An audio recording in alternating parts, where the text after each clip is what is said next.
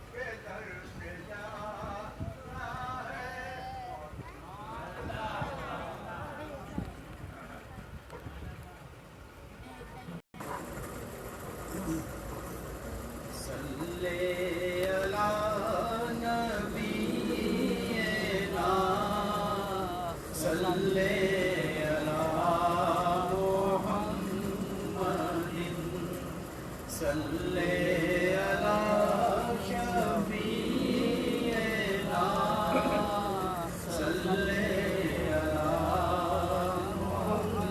محمد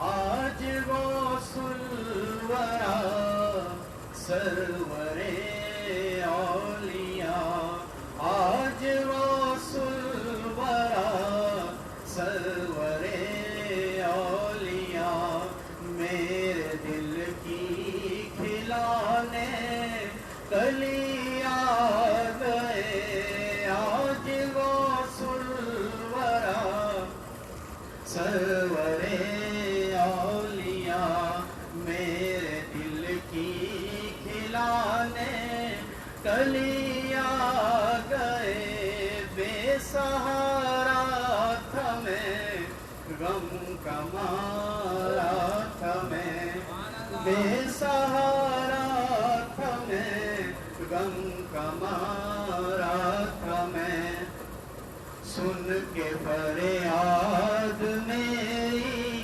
گلی آ گئے آج غوث الورا سرور اولیاء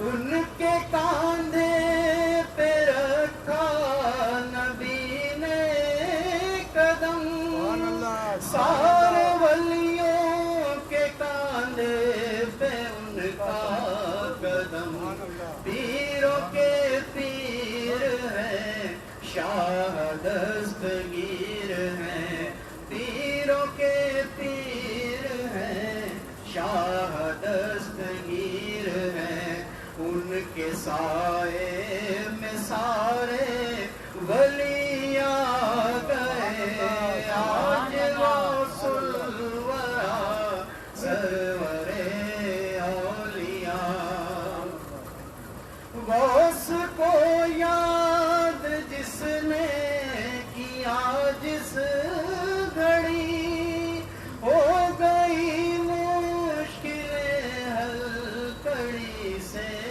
کڑی یہ ہے ان کا کرم ہو گئے دور غم یہ ہے ان کا کرم ہو گئے دور غم جب پکارا تو وہ سے جلی آ گئے آج غوث الورا سرور اولیاء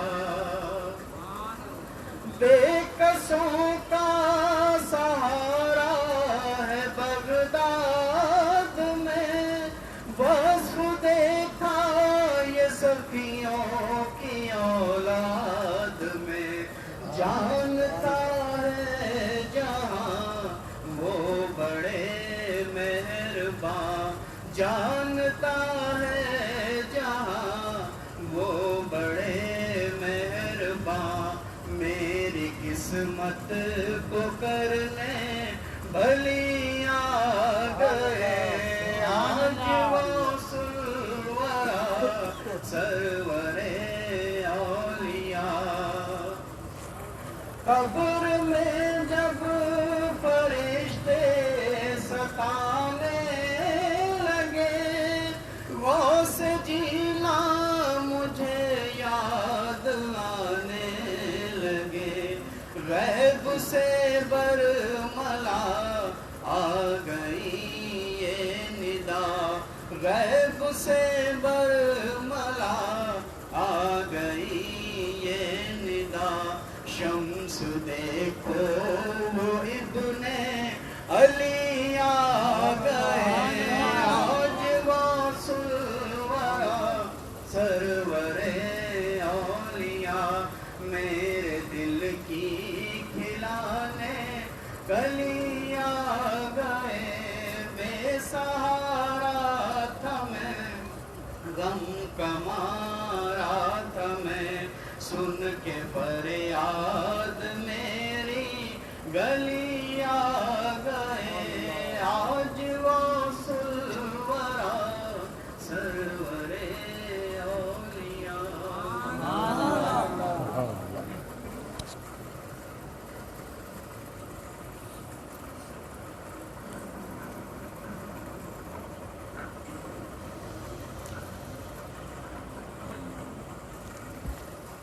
نحمده ونصلي ونسلم على رسوله الكريم أما بعد فأعوذ بالله من الشيطان الرجيم بسم الله الرحمن الرحيم إن الله وملائكته يصلون على النبي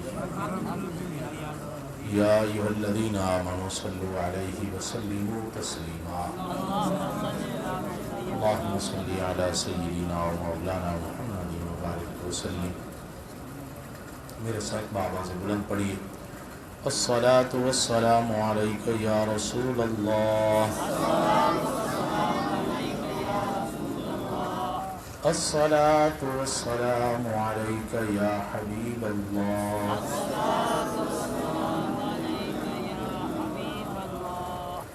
الصلاة والسلام علیک یا نبی اللہ،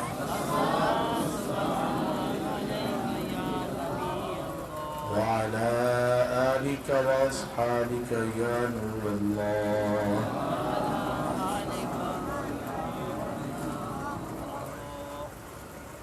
بلغ العلا بكماله كشف الدجى بجماله حسنت جميع خصاله صلوا عليه وآله. عزیزان محترم، ربیع الاول کی 12 روزہ محافل کی چھٹی محفل پاک میں ہم سب جمع ہیں. دعا فرمائیے اللہ تعالی ہم سب کا یہاں مل بیٹھنا قبول فرمائے. اللہ تعالی ہمارے اس مل بیٹھنے کو ہمارے لیے نجات کا ذریعہ بنائے.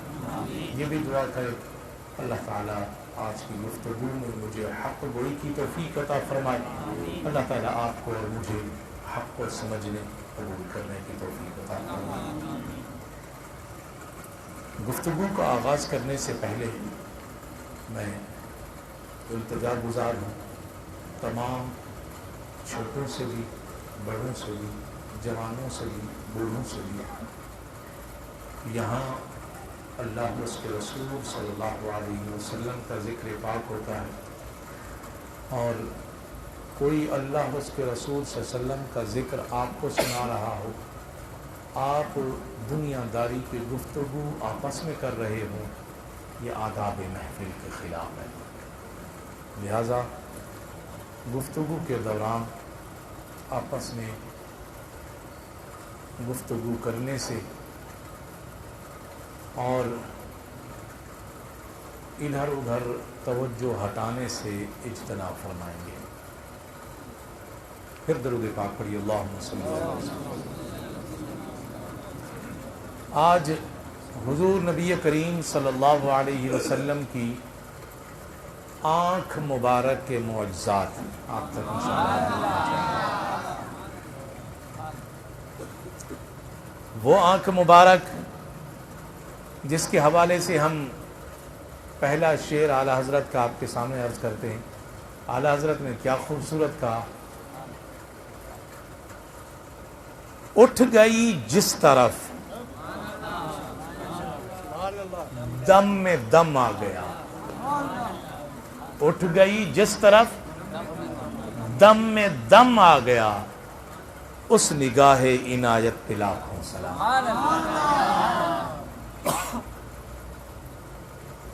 اللہ اکبر. حضور صلی اللہ علیہ وسلم کی آنکھ مبارک، آنکھ بھی عام کی نہیں، حضور کی آنکھ. سبحان اللہ. مسلم شریف کی حدیث، دوسری جلد، صفحہ نمبر ہے 390. حضور صلی اللہ علیہ وسلم نے ارشاد فرمایا، اللہ تبارک و تعالی نے زمین کو میرے لیے سمیٹ دیا حتیٰ کہ میں نے مشرق اور مغرب کو دیکھ لیا. اللہ نے ساری زمین کو میرے لیے کلوز کر دیا، سمیٹ دیا، میں نے اس کے مشرق اور مغرب کو دیکھ لیا.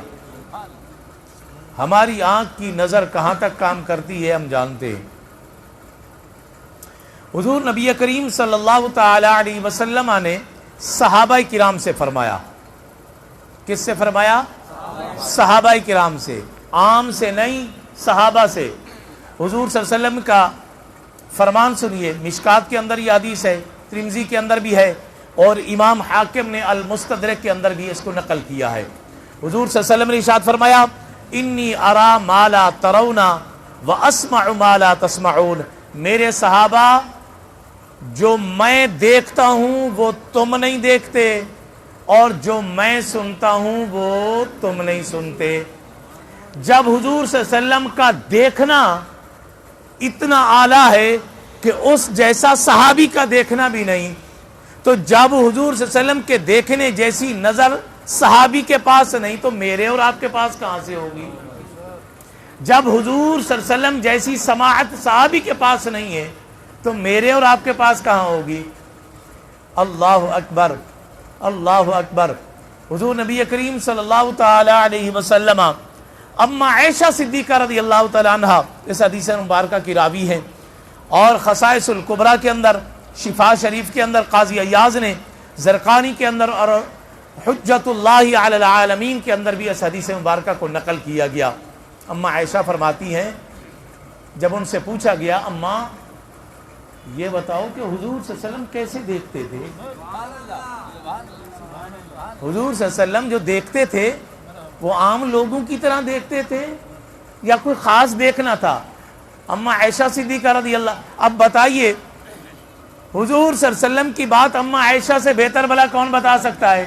حضور صلی اللہ علیہ وسلم کی زوجہ محترمہ، ہم سب کی ماں اما عائشہ صدیقہ رضی اللہ تعالی عنہ فرماتی ہیں حضور صلی اللہ علیہ وسلم جیسے اجالے میں دیکھتے تھے ویسے اندھیرے میں دیکھتے تھے۔ یہ اندھیرا اجالا عام لوگوں کے لیے تھا، حضور جیسے اجالے میں دیکھتے تھے ویسے اندھیرے میں دیکھتے تھے۔ اللہ اکبر۔ حضور نبی کریم صلی اللہ تعالی علیہ وسلم خود ارشاد فرماتے ہیں، صحابہ کرام کو ارشاد فرمایا، بخاری کے اندر بھی حدیث مبارکہ ہے، موطا امام مالک کے اندر بھی حدیث مبارکہ موجود ہے۔ حضور صلی اللہ علیہ وسلم نے ارشاد فرمایا میرے صحابہ فواللہ ما یخفى علی خشوعکم ولا رکوعکم انی اراکم من وراء ظہری، فرمایا میرے صحابہ خدا کی قسم تمہارے رکوع بھی مجھ پر پوشیدہ نہیں، تمہارا خشوع بھی مجھ پر پوشیدہ نہیں، میں پینٹ کے پیچھے بھی ایسے دیکھتا ہوں جیسے سامنے دیکھتا ہوں۔ یارو میں آپ سے پوچھتا ہوں، امام خفاجی نے بھی اس کو نقل کیا ہے، انہوں نے فرمایا کہ جب بندہ کوئی نماز پڑھتا ہے تو اس کا رکوع یہ تو ظاہر ہوتا ہے، رکوع سے ارکان جو ہوتے ہیں، ہاتھ اٹھایا دیکھا سب نے، ہاتھ باندھے سب نے دیکھا، رکوع میں گئے سب نے دیکھا، سجدے میں گئے سب نے دیکھا، اتحیات میں بیٹھے سلام پہ رہا سب دیکھ رہے، لیکن خشوع کیا ہے وہ تو اندر کا ہے۔ بھئی ظاہر کے نماز پڑھنے والے کے اس کے ارکان کی ادائیگی کو ہم سب دیکھتے ہیں، لیکن اس کے اندر کیا ہے یہ عام نہیں دیکھتا۔ حضور نے فرمایا اچھا حضور صلی اللہ علیہ وسلم جو نماز پڑھا رہے ہوتے ظاہر سی بات ہے امام آگے ہوتا ہے، منہ بھی آگے ہوتا ہے، حضور صلی اللہ علیہ وسلم نے فرمایا تمہارے رکوع بھی پوشیدہ نہیں، امام آگے ہے مقتدی پیچھے ہے، فرمایا کہ تمہارے رکوع بھی پوشیدہ نہیں ہے، تم کیا سمجھتے ہو میں پیچھے کھڑا ہوں؟ تمہارے رکوع بھی مجھ پر پوشیدہ نہیں ہے، اور تمہارے دلوں کے اندر جو کیفیت ہے وہ بھی مجھ پر پوشیدہ نہیں ہے۔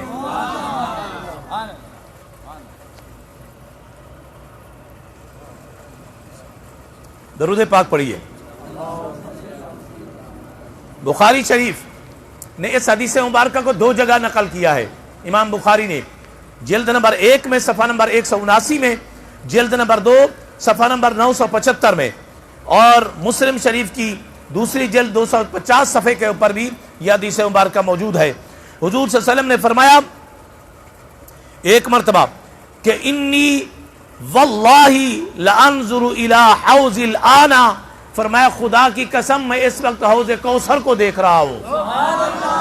نعرہ تکبیر، نعرہ رسالت، فیضان مصطفیٰ۔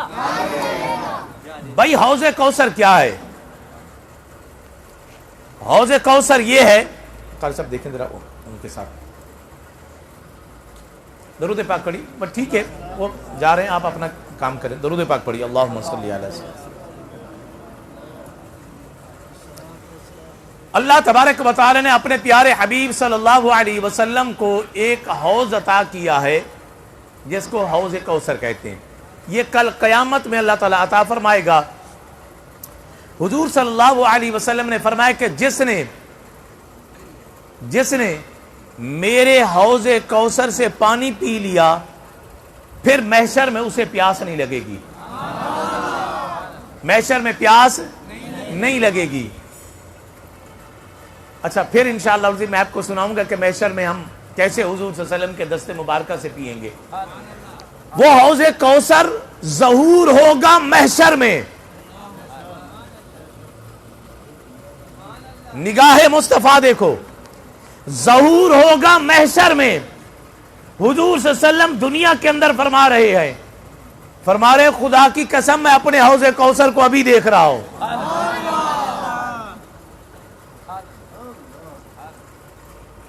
ایک اور حدیث مبارکہ سنیے. حضرت عمر بن اخطب رضی اللہ تعالی عنہ اور حضرت حذیفہ بن یمان رضی اللہ تعالی عنہ اس حدیث مبارکہ کے راوی ہیں. مسلم شریف کی دوسری جلد میں یہ حدیث ہے اور مشکات کے اندر بھی یہ حدیث مبارکہ موجود ہے. بخاری شریف کے اندر جو حدیث مبارکہ ہے وہ اسی سے ملتے جلتے الفاظوں کے ساتھ ہے.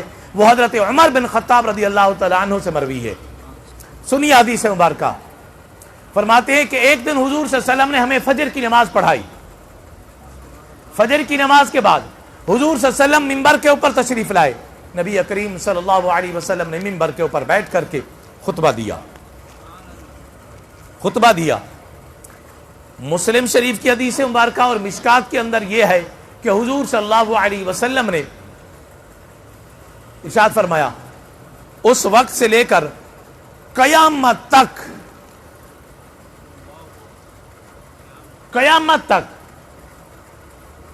حضور صلی اللہ علیہ وسلم نے بتایا. فجر سے لے کر ظہر کی نماز ہو گئی, ظہر کی نماز کا وقت ہوا, حضور صلی اللہ علیہ وسلم نے نماز پڑھائی, پھر خطبہ دینا شروع کر دیا. ظہر سے لے کر پھر عصر تک خطبہ دیا. عصر کی نماز کا ٹائم ہوا, پھر حضور صلی اللہ علیہ وسلم نے عصر کی نماز پڑھائی. عصر کی نماز کے بعد پھر حضور صلی اللہ علیہ وسلم نے خطبہ دیا. مغرب کی نماز ہو گئی. مغرب کی نماز تک حضور صلی اللہ علیہ وسلم نے وہ سب کچھ بتا دیا کہ قیامت تک کیا کیا ہوگا. حضور نے سب بتا دیا. ارے ہوگا بعد میں, نگاہ مصطفیٰ نے پہلے دیکھ لیا. ہوگا بعد میں, محشر بعد میں بپا ہوگی, لوگ آنے والے لوگ بعد میں پیدا ہوں گے, ان کی موت بعد میں ہوگی. حضور صلی اللہ علیہ وسلم نے پہلا سب کچھ بتا دیا. نگاہ مصطفیٰ ہے, نگاہ مصطفیٰ ہے. آپ کی اور میری آنکھ نہیں, میرے آقا کی آنکھ ہے. حضور نبی کریم صلی اللہ تعالی علیہ وسلم کے حدیث مبارکہ کے اندر آگے حضرت حذیفہ بن یمان اور حضرت عمر بن اخطب رضی اللہ تعالی عنہ فرماتے ہیں کہ ہم میں سے جو حضور صلی اللہ علیہ وسلم نے فجر کی نماز سے لے کر مغرب تک ارشاد فرمایا کہ یہ حضور صلی اللہ علیہ وسلم نے جو کچھ ہو رہا تھا, ہونے والا تھا, سب کچھ بتا دیا. ہم میں سے صاحب علم وہ ہے جس نے زیادہ باتیں یاد رکھی. حضرت عمر کی جو روایت ہے وہ بخاری کے اندر ہے. وہ فرماتے ہیں حضور صلی اللہ علیہ وسلم نے دنیا کے اول سے ابتدا سے لے کر آخری جہنمی کے جہنم جانے تک, آخری جنتی کے جنت جانے تک سب کچھ بتا دیا. عمر فاروق رضی اللہ تعالیٰ عنہ کے حدیث مبارکہ کی روایت جو بخاری کے اندر ہے وہ اس طرح کے الفاظ ہیں. اور سنیے مسلم شریف کی حدیث مبارکہ. حضرت انس بن مالک رضی اللہ تعالیٰ نے اس حدیث مبارکہ کے راوی ہیں. فرماتے ہیں ایک مرتبہ ہم لوگ بیٹھے, ہم نے حضرت عمر بن خطاب رضی اللہ تعالیٰ عنہ سے پوچھا, اے عمر جنگ بدر میں بتاؤ کیا ہوا تھا, ذرا جنگ بدر کا قصہ تو سناؤ.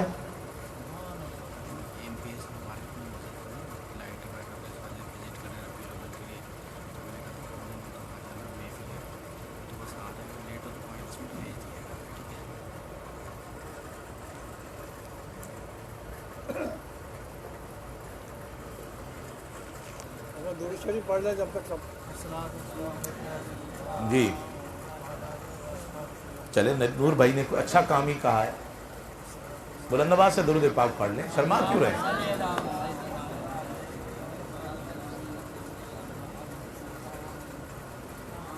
سبحان اللہ۔ حضور نبی کریم صلی اللہ تعالی علیہ وسلم نے کہ یہ صحابی ہیں حضرت انس بن مالک، وہ فرماتے ہیں کہ حضور صلی اللہ علیہ وسلم کے ساتھ صحابہ کرام جو جنگ بدر میں گئے تھے، ہم نے حضرت عمر رضی اللہ تعالیٰ عنہ سے پوچھا، اے عمر یہ بتاؤ جنگ بدر میں کیا ہوا؟ حضرت عمر بن خطاب رضی اللہ تعالیٰ عنہ جنگ بدر کا واقعہ سنا رہے ہیں اور فرما رہے ہیں، انس میں تمہیں بتاؤں جنگ دوسرے دن ہوئی، جنگ دوسرے دن ہوئی، اس سے جو پہلی رات تھی حضور صلی اللہ علیہ وسلم ہمیں اس میدان میں لے گئے جہاں پر جنگ ہونے والی تھی۔ حضور صلی اللہ علیہ وسلم کے ہاتھ میں آسا تھا، حضور صلی اللہ علیہ وسلم جنگ کل ہوگی، آج کی رات کی بات بتا رہے، جنگ کل ہونی ہے، آج کی رات حضور صلی اللہ علیہ وسلم کے ہاتھ میں آسا تھا۔ اور دیکھیے اس حدیث مبارکہ کے راوی کون ہیں؟ انس بن مالک، جو حضور صلی اللہ علیہ وسلم کے غلام ہیں، 10 سالہ زندگی گزاری حضور صلی اللہ علیہ وسلم کی غلامی میں۔ اور بتا کون رہے؟ عمر بن خطاب تو ان کا نام ہے، لقب کیا ہے؟ عمر فاروق۔ ارے کفر اور اسلام کے درمیان میں فرق کرنے والا یہ فاروق ہے، پھر وہ فاروق اعظم جس کے بارے میں حضور صلی اللہ علیہ وسلم نے فرمایا، اے عمر جس راستے سے تم آ رہے ہو شیطان وہ راستہ بھی چھوڑ دیتا ہے۔ اور سنو ایک بڑا خوبصورت وظیفہ، نسخہ سنیے، اگر کسی نوجوان کو جو ہے نا نیند کے دوران عام طور پر احتلام ہو جاتا ہے، اگر اس طرح کی کوئی بیماری ہو، رات کو سینے کے اوپر عمر بن خطاب یا عمر فاروق رضی اللہ تعالیٰ لکھ لو، انشاءاللہ احتلام نہیں ہوتا، احتلام شیطان کی طرف سے ہوتا ہے، آپ یہ لکھ لو انشاءاللہ احتلام نہیں ہوگا، یہ آزمودہ اور مجرب جو ہے نا وہ نسخہ ہے۔ حضرت عمر رضی اللہ تعالیٰ عنہ اس حدیث مبارکہ کے اندر ارشاد فرما رہے ہیں کل جنگ ہوگی، آج رات حضور صلی اللہ علیہ وسلم کے ہاتھ میں آسا تھا، ہمیں اس گراؤنڈ کا، اس میدان کا وزٹ کروا رہے ہیں۔ اس دوران حضور صلی اللہ علیہ وسلم نے فرمایا، میرے صحابہ آپ نے اس آسے سے، اس ڈنڈی سے نشان لگایا، فرمایا میرے صحابہ یہاں پر فلاں کافر مرے گا۔ جنگ ہوئی نہیں، رات ابھی گزرنی ہے، کل جنگ ہونی ہے، پتہ نہیں ہوگی کہ نہیں ہوگی، ہوگی کہ نہیں ہوگی، کل کی بات ہے، لیکن پہلے ایک رات پہلے حضور صلی اللہ علیہ وسلم نے فرمایا میرے صحابہ جنگ بھی ہوگی، فلاں کافر اس جگہ مرے گا، فلاں کافر یہاں مرے گا، نشان بھی لگا دیا، فلاں کافر یہاں مرے گا، نشان لگا دیا۔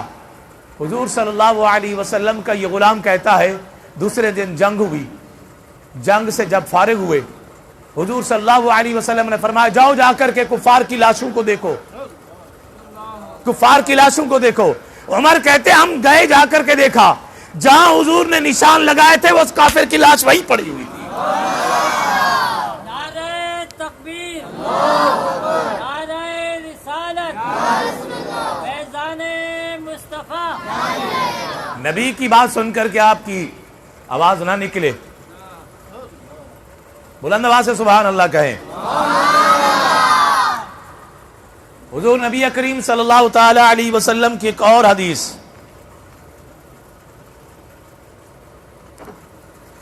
ہم اور آپ، ہم سب کے پاس آج کل موبائل ہے، لائیو کوریج ہوتی ہے ٹی وی پر، ویڈیو کے ذریعے سے لائیو کوریج ہوتی ہے۔ اب کی بات ہے 1450 سال پہلے لائیو کوریج میں آپ کو سناتا ہوں، بلند آواز سے سبحان اللہ کہیے۔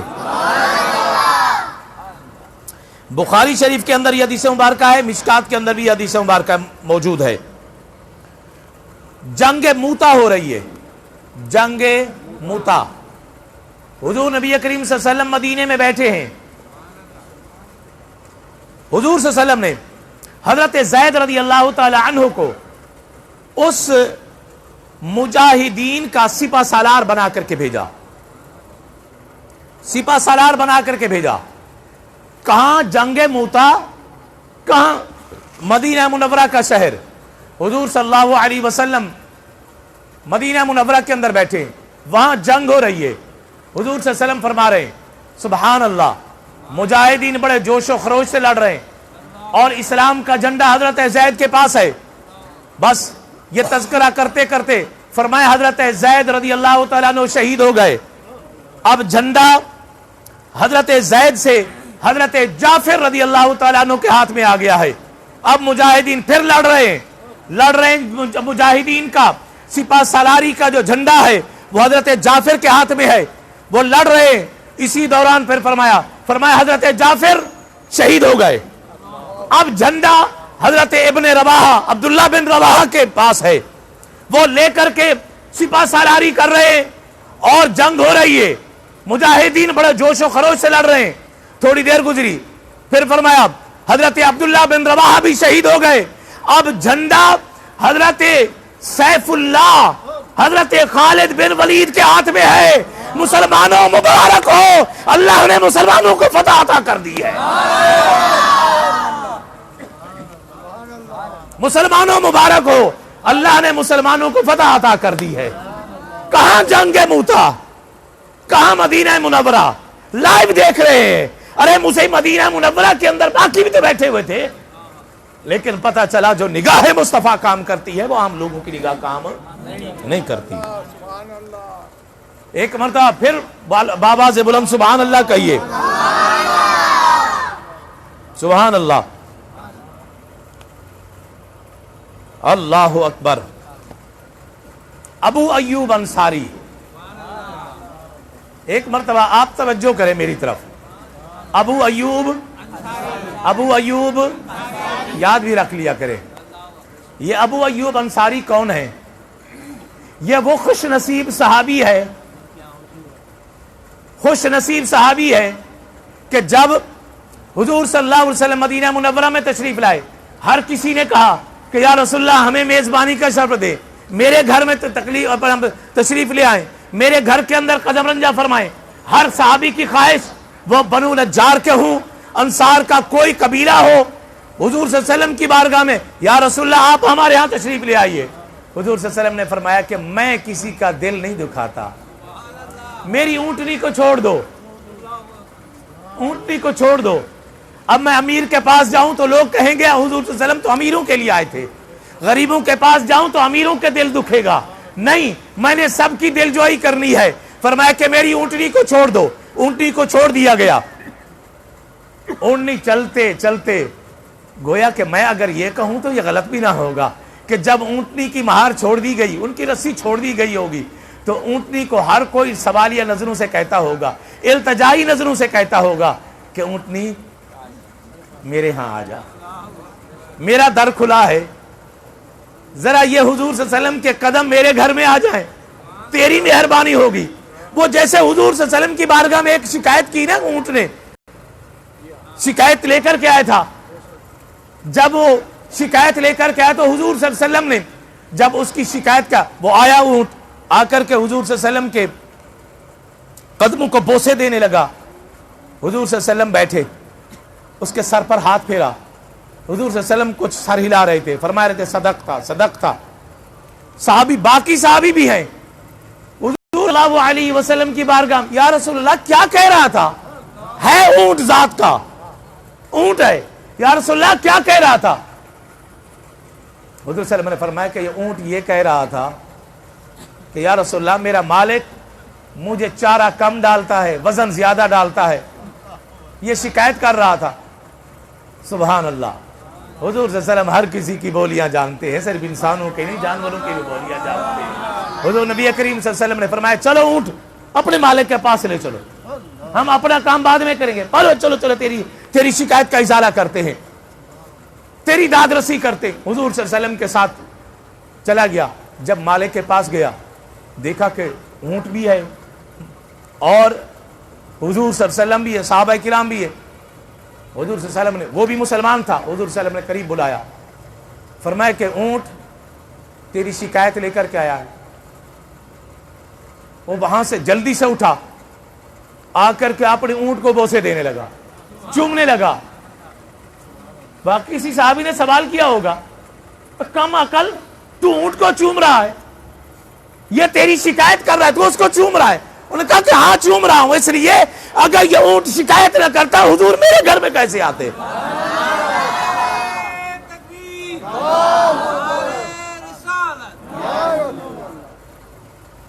اگر یہ شکایت نہ کرتا حضور میرے گھر میں کیسے آتے. حضور صلی اللہ علیہ وسلم نے فرمایا کہ یہ شکایت یہ کرتا ہے. حضور صلی اللہ علیہ وسلم کی اس گفتگو کو سن کر کے اس نے کہا کہ یا رسول اللہ صلی اللہ علیہ وسلم, اب یہ آپ ان کی شکایت کا ازالہ کرنے آئے ہیں, آج کے بعد اس کو چارہ پورا دیا جائے گا, وزن نہیں ڈالا جائے گا. چارہ پورا دیا جائے گا, وزن نہیں ڈالا جائے گا. کیوں؟ اس لیے کہ میں اس کو رکھوں گا بطور نشانی کے کہ اس کی وجہ سے حضور میرے گھر میں آئے تھے.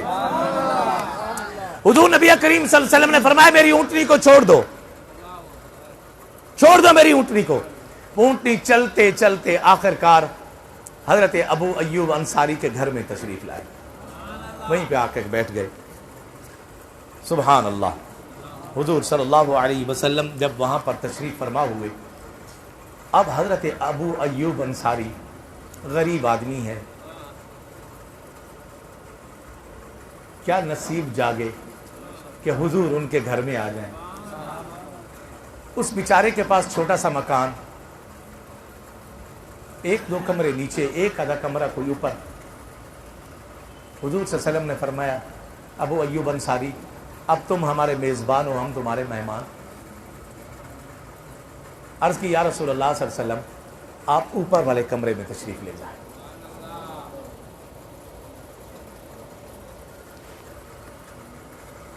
اس لیے کہ آپ اوپر ہوں گے, ہم غلام ہیں, ہم نیچے بیٹھیں گے.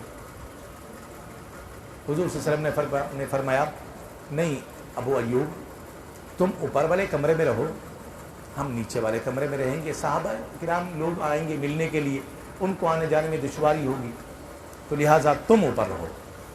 ابو ایوب انصاری رضی اللہ تعالیٰ عنہ فرماتے ہیں ایک مرتبہ ایسا ہوا, ہم اوپر سو رہے تھے کہ ہمارے گھر میں جو مٹکا تھا اس کو کوئی ٹھوکر لگی, چوٹ لگی, وہ گر گیا.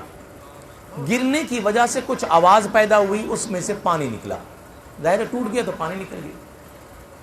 سخت سردی کی رات تھی, میں نے اور میری بیوی نے فوراً اپنی رضائی اٹھائی اور اس کو پانی کے اوپر ڈال دیا. عقیدت دیکھیے حضور صلی اللہ علیہ وسلم سے. صحابہ کرام نے جلدی سے اس کے اوپر رضائی ڈالی تاکہ کوئی پانی کا قطرہ نیچے نہ گرے, میرے آقا کے آرام میں خلل نہ آ جائے. یہ حضرت ابو ایوب انصاری رضی اللہ تعالیٰ عنہ اس حدیث مبارکہ کے راوی ہے. بخاری شریف کے اندر یہ حدیث ہے, مشکات کے اندر بھی حدیث ہے.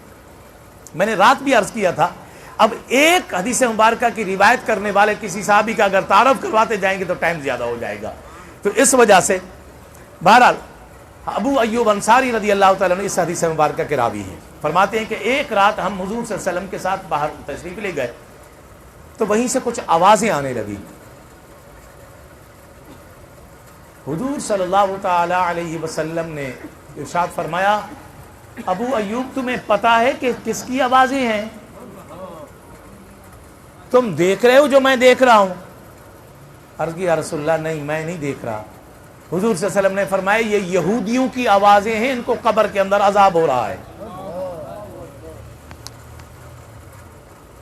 قبر کے اندر عذاب بھی ہو رہا ہے, وہ بھی دیکھ لیا, آوازیں بھی ہو رہی ہیں, سن بھی لیا ہے.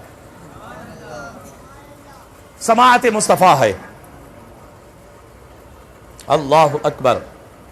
حضرت ابو سعید خدری رضی اللہ تعالیٰ عنہ اس حدیث مبارکہ کے راوی ہیں. مسلم شریف کے اندر بھی حدیث ہے اور یہ حدیث مبارکہ مشکات شریف کے اندر بھی ہے. فرماتے ہیں ایک مرتبہ ہم حضور صلی اللہ علیہ وسلم کے ساتھ نکلے, وادی اسقان کے اندر پہنچے. کہاں پر؟ وادی اسقان میں. وہاں پر کچھ دن ہمیں رکنا پڑا. حضور نبی کریم صلی اللہ علیہ وسلم کی بارگاہ میں کسی نے عرض کی کہ یا رسول اللہ صلی اللہ علیہ وسلم ہمارے مدینے کے اندر گھر اکیلے ہیں, وہاں پر کوئی حفاظت کرنے والا نہیں, لہذا یہاں پر کوئی خاص مہم بھی نہیں ہے, اگر وہاں پر چلیں یا اجازت دیں. حضور صلی اللہ علیہ وسلم نے فرمایا تم کیا سمجھتے ہو, تم یہاں پر بیٹھے ہو, مدینے میں کوئی نہیں ہے؟ ارے میں دیکھ رہا ہوں اللہ تبارک و تعالی نے ہر گلی کے اندر 2 فرشتے مقرر کر دیے ہیں. فرشتے جاؤ, میرے آقا میرے محبوب اور ان کے غلاموں نے ایک مہم کے لیے حضور صلی اللہ علیہ وسلم کے ساتھ ہیں, تم جاؤ فرشتوں جا کر کے ان کے گھروں کی حفاظت کرو. میرے صحابہ فکر نہیں کرو, میں دیکھ رہا ہوں اللہ کے مقرب فرشتے مدینہ منورہ کی حفاظت کے لیے کھڑے ہوئے ہیں. نعرہ تکبیر, نعرہ رسالت, فیضان مصطفیٰ. سبحان اللہ سبحان اللہ. ابو حمید صحابی رسول ہیں, مشکات کے اندر بھی حدیث ہے, مسلم شریف کے اندر بھی ہے, اور دلائل النبوہ کے اندر بھی حدیث مبارکہ موجود ہے. حضور نبی کریم صلی اللہ تعالی علیہ وسلم کے بارے میں فرماتے ہیں ابو حمید کہ ایک مرتبہ ہم لوگوں کا حضور صلی اللہ علیہ وسلم کے ساتھ ایک باغ سے گزر ہوا, باغ سے گزر ہوا.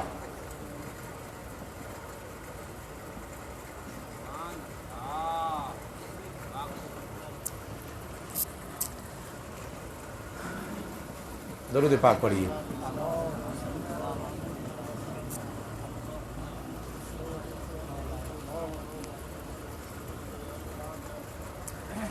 ایک باغ سے گزر ہوا تو حضور صلی اللہ علیہ وسلم نے سنا کہ صحابہ کرام آپس میں گفتگو کر رہے تھے. ایک صحابی نے کہا بتاؤ اس باغ کے اندر کتنی کھجوریں اتریں گی؟ دوسرے نے کہا کہ اتنی ہوں گی, اتنا وزن ہوگا. تیسرے نے کہا اتنا وزن ہوگا. یہ بات چلتے چلتے حضور صلی اللہ علیہ وسلم نے سن لی. فرمایا اس باغ کے اندر 10 وسق کھجوریں ہوں گی. ایک وزن جو اس زمانے میں ہوتا تھا, فرمایا اتنی کھجوریں ہوں گی. وہ کھجور کی جو مالکن تھی وہ ایک عورت تھی.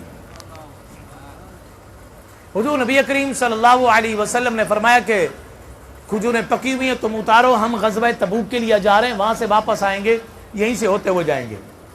غزوہ تبوک کے اندر گئے, واپس آئے, وہیں سے گزرے. حضور صلی اللہ علیہ وسلم نے پوچھا, فرمایا کہ اس باغ کے اندر سے کتنے کھجوریں نکلی؟ تو مالکن نے کہا کہ یا رسول اللہ صلی اللہ علیہ وسلم وہ 10 وسق ہی تھی.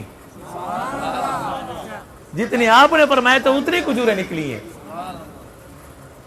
سبحان اللہ.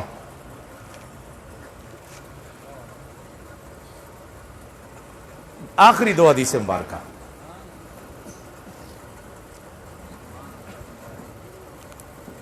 آخری 2 حدیث مبارکہ. حضور نبی کریم رؤوف الرحیم تاجدار مدینہ سرور قلب و سینہ, میرے اور آپ کے پیارے نبی حضرت محمد مصطفیٰ صلی اللہ علیہ وسلم نے یہ ارشاد فرمایا. نسیم الریاض کے اندر بھی حدیث مبارکہ ہے, شفا شریف کے اندر بھی حدیث مبارکہ موجود ہے. فرمایا حضور صلی اللہ علیہ وسلم نے کہ جب حضرت موسیٰ علیہ السلام طور پہاڑ پر تشریف لے گئے تھے اللہ تبارک و تعالی کی تجلی کے لیے,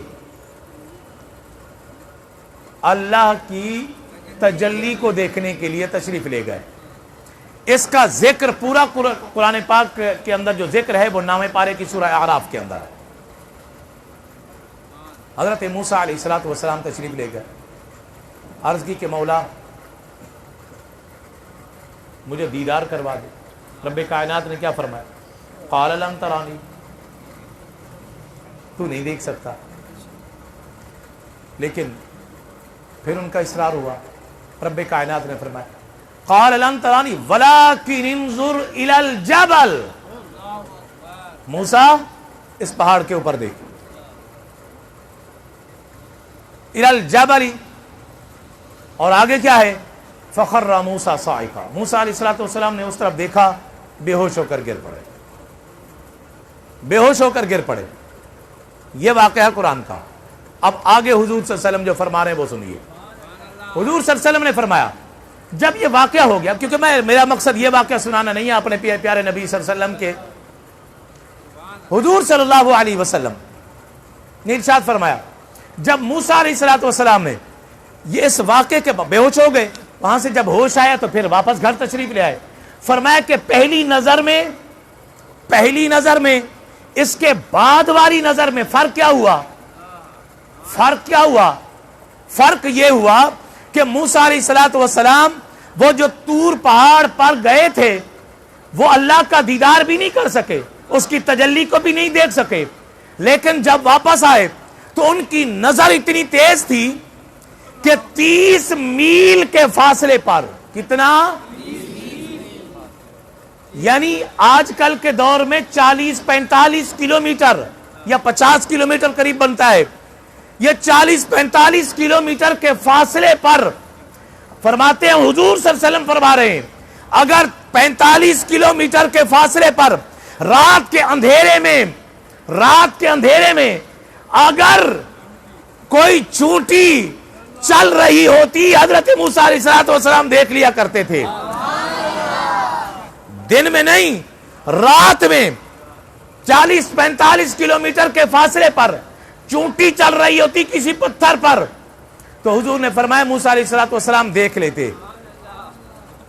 موسیٰ علیہ السلام ایسے توجہ کریں گے تو پھر بات بنے گی نہیں.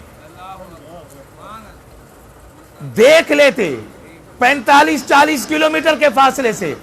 جس نے رب کو دیکھا نہیں ہے، رب کو دیکھا ادھر میرے حبیب کی بات، اپنے نبی کی بات، بے قصوں کے قص کی بات، اور فریادیوں کے فریاد رس کی بات، بلکہ سروراں فخر دو جہاں کی بات، محبوب رب کائنات کی بات، مالک کون و مکان کی بات، حضور صلی اللہ علیہ وسلم کی ذات. سورہ نجم 27واں پارہ. حضور صلی اللہ علیہ وسلم تشریف لے گئے مکے سے بیت المقدس، مسجد اقصی، وہاں سے سدرۃ المنتہا سے لامکان. جب لامکان پہ پہنچے تو رب کائنات نے فرمایا اجا ادھر موسیٰ علیہ السلام کے لیے حکم یہ ہے، موسیٰ یہ پہاڑ عام نہیں، اپنی نالین اتار دو، عام پہاڑ نہیں، نالین اتار دو. اور جب محمد مصطفیٰ لامکان پہ تشریف لے گئے، نالین اتارنے لگے، رب کائنات نے فرمایا کہ نہیں محبوب نالین نہ اتارو، کانپتا ہے عرش، یہ تو طالب نالین ہے.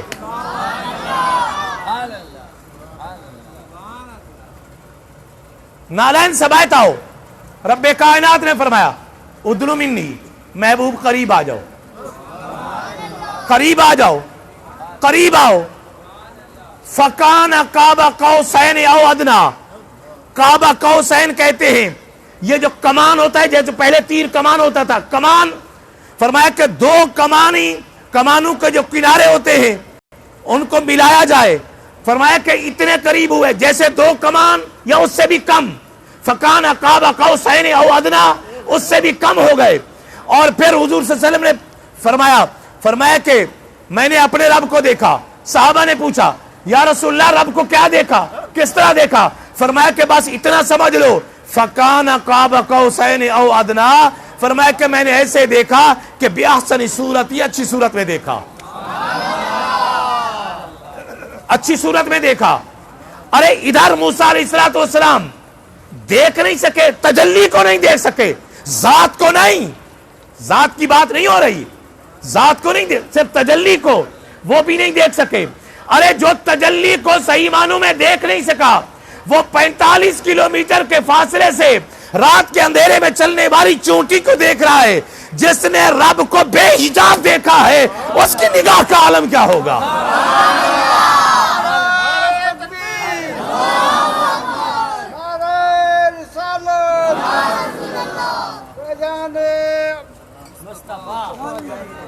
جس نے تجلی کو نہ دیکھ سکا وہ 45 کلومیٹر کے فاصلے سے رات میں چلنے والی چونٹی کو دیکھتا ہے۔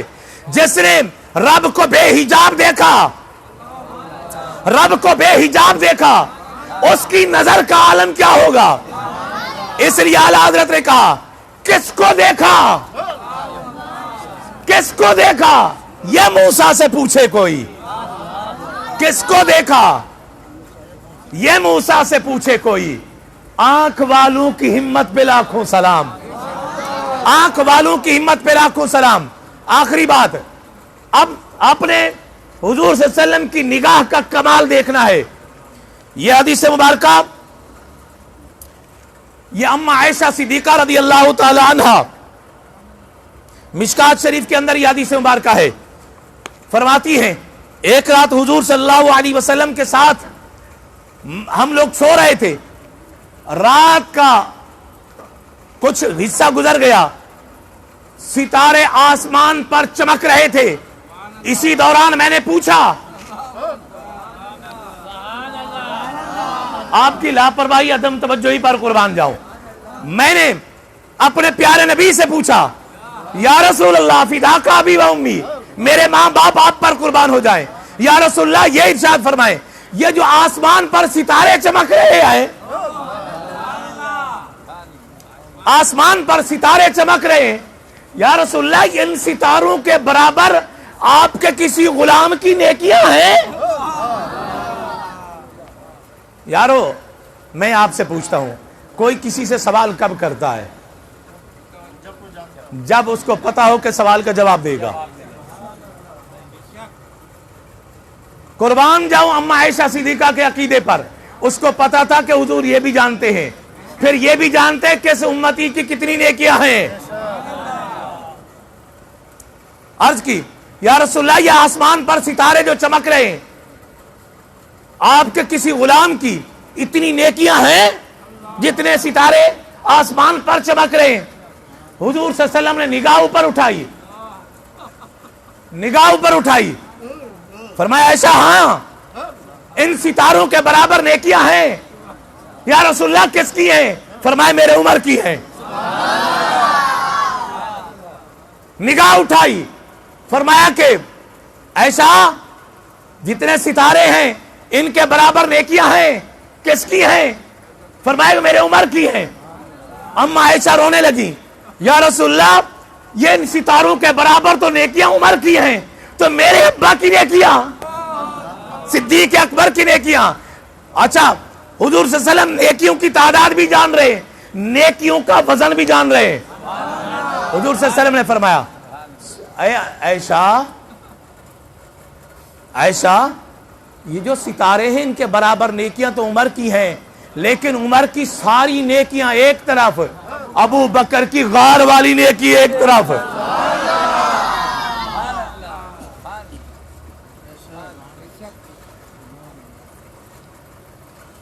عمر کی ساری نیکیاں ایک طرف، ابو بکر کی صرف غار والی نیکی ایک طرف۔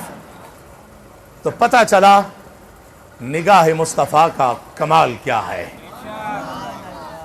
نگاہ مصطفیٰ کا کمال کیا ہے، حضور صلی اللہ علیہ وسلم کی نگاہ کہاں تک کام کرتی ہے۔ حضور نبی کریم صلی اللہ تعالی علیہ وسلم کی بارگاہ میں ایک استغاثہ شعر کی صورت میں، میرے دل کی آواز، جب ہم جان رہے ہیں کہ حضور صلی اللہ علیہ، اچھا حضور صلی اللہ علیہ وسلم کی ایک حدیث مبارکہ بھی سنیں کہ حضور صلی اللہ علیہ وسلم نے ارشاد فرمایا جب لوگوں کی نیکیاں مجھ پر پیش کی جاتی ہیں، جب گناہ دیکھتا ہوں تو رنجیدہ ہوتا ہوں، جب نیکیاں دیکھتا ہوں تو پھر میں خوش ہو جاتا ہوں۔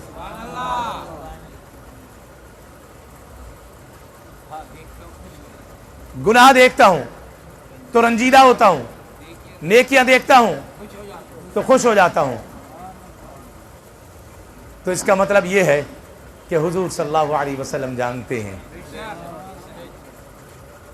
ایک نظر کرم یا شاہ امم، ایک نظر کرم یا شاہ امم، دکھ درد کے مارے ہیں جو کچھ بھی ہیں ہم، جیسے بھی ہیں ہم، جو کچھ بھی ہیں ہم، جیسے بھی ہیں ہم، سرکار تمہارے ہیں، جو کچھ بھی ہیں ہم، جیسے بھی ہیں ہم، سرکار تمہارے ہیں۔ اللہ تعالی ہم سب کی حاضری کو قبول فرمائے، آمین ثم آمین۔ وآخر دعوانا الحمدللہ رب العالمین۔ تمام حضرات کھڑے ہو جائیں۔